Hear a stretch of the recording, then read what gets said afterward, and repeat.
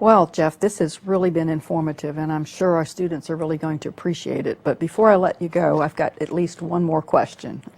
I want you to look into your crystal ball now, and I want you to tell the students, first of all, where do you see the whole, HR field going? What are the trends, and what kind of advice would you give to our students who are majoring in HR, thinking about going into it as a full-time career?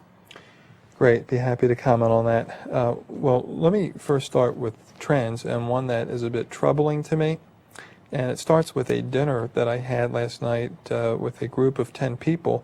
And this was a session sponsored by a vendor. The person sitting next to me was the vice president of human resources for a large local firm, a division of the firm. And I asked him his background. He said he was retired from the Navy, and he was proud that he was the vice president of human resources and that he had never been in HR, and that he was a line person, a person that was developing product and service for a customer. And I said to myself, there's something wrong with this picture, because he doesn't really understand HR. He doesn't understand human behavior, measurement systems, the classical functions of HR, and how they can add value. So what I'm seeing as one trend is that companies don't believe that HR practitioners understand how to move the needle, don't understand how to speak the language of business, how to look for value, and how to measure value. So this discussion that we've had today is absolutely critical.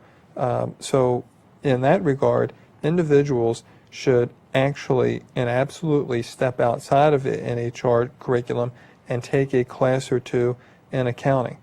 In fact, my undergraduate degree was accounting for 3 years, and that background is very helpful to me because I understand balance sheets, income statements, and cash flow, and those are foundational to business. Those are basic, and you have to understand that. I would also try to take a class in consulting, because what companies are looking for in the HR area are individuals who can diagnose business problems and offer solutions, because there's another trend, which is outsourcing. And what companies are doing is they're taking the transactional activities, the benefits, for example, your Payroll. medical plans, the payroll, the retirement plans, and they're sending them to companies because that's just processing of information.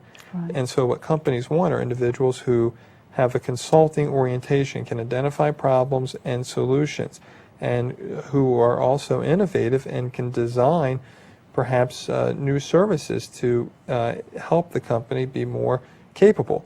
And so if you can take a class in consulting, if you can take a class in maybe product design, that would be a good background as well as far as an elective. The other thing that you really need to understand is how business works as far as the operations. And while you can take a class in accounting, you also may want to take a class in marketing or advertising or sales and marketing. But if you get a chance to do a rotation into the business for 6 months to a year or 2 years, I had a 2-year rotation into the business. It was very eye-opening because I could see where there were gaps in terms of HR support. When, for example, I needed to hire people and hire them quickly, we couldn't do it. And that was very frustrating. So that can give you a real sense for customer satisfaction and appreciation and what you need to do to ensure that.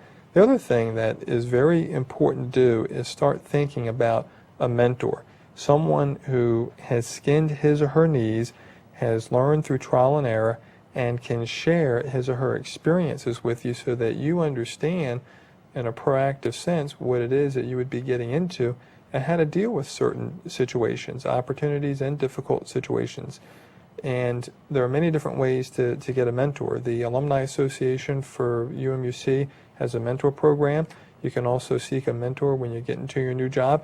And all it is just asking the question, do you mind if I ask you a few questions about what you're doing? And it could be very formal or just as informal as that question that I just referenced.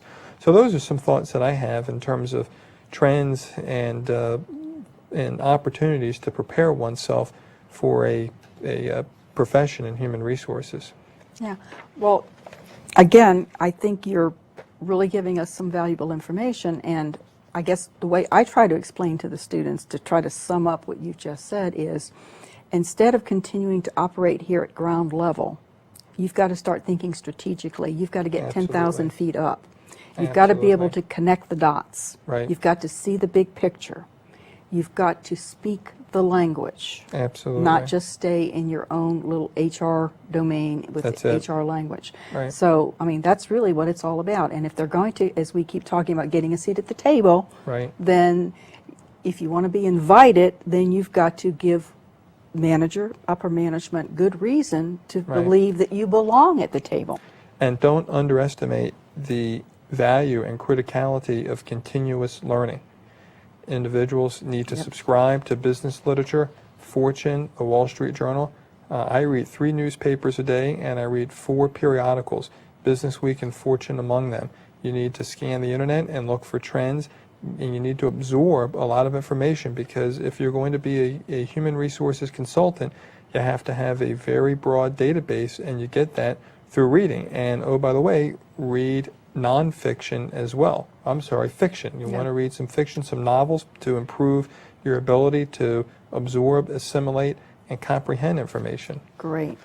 Well, this has certainly been a pleasure to sit here and to talk to you about this. I wish we could go on some more, but unfortunately, I think we're just about out of time.